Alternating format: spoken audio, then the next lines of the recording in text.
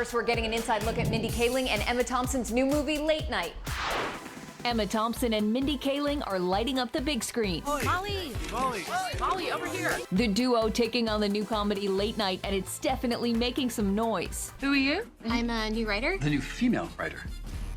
Yeah, I can see that, Brad. The film following two women in late-night television as they defy the odds in a male-dominated industry. I'll tell you what it was. I read it and I thought, I desperately want to see that. Funny is funny. As long as you're white male and from an elite college, like your writing staff.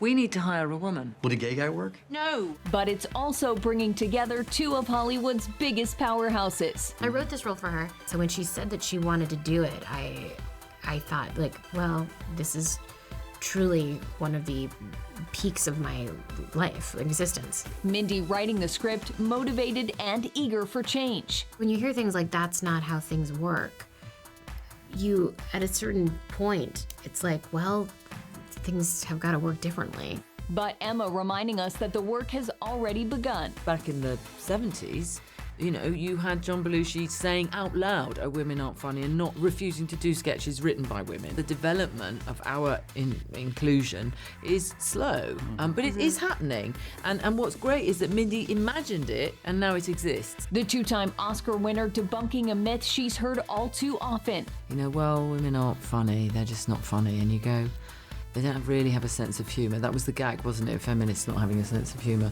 And you go, if women didn't have a sense of humour, none of them would survive.